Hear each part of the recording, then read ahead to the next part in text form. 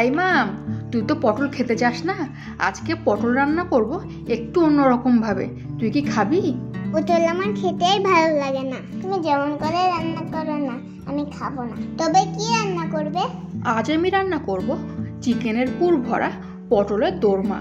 কেমন আছেন সবাই? আশা করি ভালো আছেন।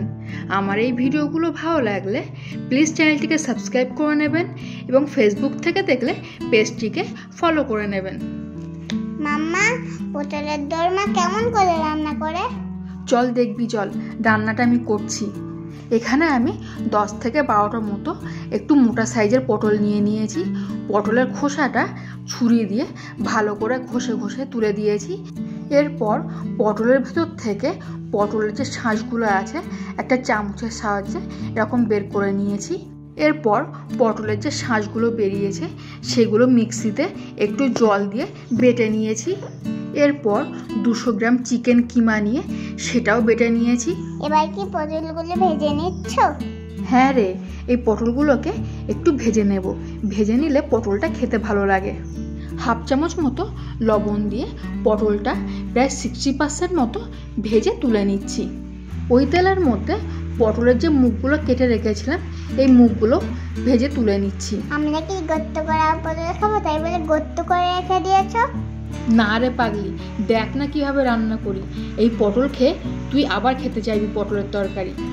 ওই একই কড়াইতে 50 ml মতন সর্ষের তেল দিয়ে হাফ চামচ সাদা জিরে ফোড়ন দিয়ে পেঁয়াজ এবং কাঁচা লঙ্কা দিয়ে একটু ভালো করে লাল লাল করে ভেজে নিয়ে দিয়ে দিচ্ছি কেটে রাখা ছোট সাইজের একটা টমেটো এবং হাফ চামচ আদা ও রসুন বাটা। একটু কষিয়ে নিয়ে দিয়ে দিচ্ছি হাফ চামচ লবণ, হাফ চামচের একটু কম জিরে গুঁড়ো, হাফ চামচের একটু কম শুকনো লঙ্কা গুঁড়ো এবং হাফ চামচের একটু কম হলুদ গুঁড়ো। সব মশলাগুলো দিয়ে খুব ভালো করে কষিয়ে নিয়ে দিয়ে দিয়েছি চিকেন কিমাটা দিয়ে একটু নাড়াচাড়া করে আগে থেকে যে পটলের শাঁসটা বেটে রেখেছিলাম সেটা দিয়ে দিচ্ছি। এরপর সবগুলো প্রায় 5 থেকে 7 মিনিট মিডিয়াম ফ্লেমে খুব ভালো করে রান্না করে নিচ্ছি। এবার দিয়ে দিচ্ছি 6 থেকে 7টা কুচানো কাজু বাদাম এবং কয়েকটা কুচানো কিশমিশ। আর দিয়ে দিচ্ছি হাফ চামচের একটু কম গরম মশলা গুঁড়ো। সবগুলো দিয়ে খুব ভালো করে নেড়ে চেড়ে শুকনো করে নিচ্ছি। ব্যাস, পুরটা তৈরি করা হয়ে গেছে। এখন পুরটা অন্য একটি পাত্রে তুলে নিয়ে ঠান্ডা করে নেব। এটা আবার কি করছো? পটলের পেট মোটা করে দিচ্ছ?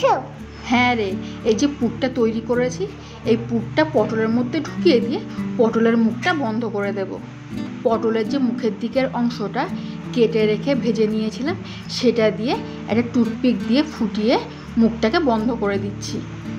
এরকম করে সমস্ত পটলের মধ্যে পুরগুলো ভরে নিয়েছি। এরপর 1 চামচ পোস্ত এবং 5-6টা কাজু বাদাম বেটে নিয়েছি। এরপর একটা কড়াইতে 100 গ্রাম সর্ষের তেল গরম করে তাতে 2টো শুকনো লঙ্কা গোটা গরম মশলা ফোড়ন দিয়ে দিচ্ছি 2টো মাঝারি সাইজের পেঁয়াজ বাটাটা একটু কষিয়ে নিয়ে দিয়ে দিচ্ছি একটা মাঝারি সাইজের টমেটো বাটাটা দিয়েও একটু কষিয়ে নিয়ে দিয়ে দিচ্ছি 1 চামচ আদা রসুন বাটা দিয়ে একটু কষিয়ে নিয়ে দিয়ে দিচ্ছি হাফ চামচ লবণ, হাফ চামচ শুকনো লঙ্কা গুঁড়ো, হাফ চামচ জিরে গুঁড়ো এবং হাফ চামচ হলুদ।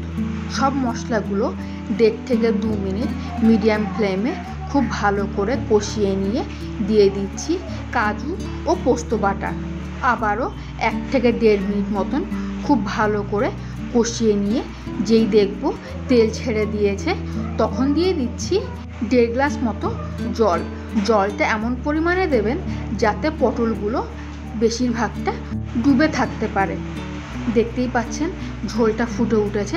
এখন এক এক করে পটলগুলো দিয়ে দিচ্ছি ঝোলের মধ্যে। 5 থেকে 7 মিনিট এভাবেই ফুটিয়ে নেব পটলগুলো। মাম্মা, তোমার রান্না কখন হবে? খিদে লেগেছে। এই বললি তুই পটল খাবি না, আবার তোর খিদে লেগে গেল? দাঁড়া, রান্নাটা প্রায় শেষ হয়ে এসছে। পটলগুলো আগে থেকে 60% মতো গলেছিল, ওই জন্যে পটলগুলো মোটামুটি গলে এসছে। এখন দিয়ে দিচ্ছি হাফ চামচ গরম মশলা গুঁড়ো এবং হাফ চামচ মতো চিনি। এই সময় অবশ্যই তলা থেকে একটু নেড়ে দেবেন, তা না হলে কি তলায় লেগে যাওয়ার সম্ভাবনা থাকে। ব্যাস, রান্নাটা হয়ে গেছে। নামানোর আগে দিয়ে দিচ্ছি 1 চামচ ঘি। এবার ঢাকনা দিয়ে একটু ঠান্ডা করে নেব এবং গরম গরম ভাতের সাথে পরিবেশন করে নেব। এটা ভাত, পোলাও বা ফ্রাইড রাইস সব কিছুর সাথেই খাওয়া যায়। মাম্মা, রান্না হয়ে গেছে? হ্যাঁ রে, রান্নাটা হয়ে গেছে। তুই খাবি তো এবার পটলের দোরমা? হ্যাঁ খাবো, খুব খিদে লেগেছে। ভিডিওটি ভালো লাগলে প্লিজ একটা লাইক করে দেবেন এবং কমেন্টে অবশ্যই জানাবেন কেমন হয়েছে। কিরে, কেমন খেতে হয়েছে? খুব সুন্দর।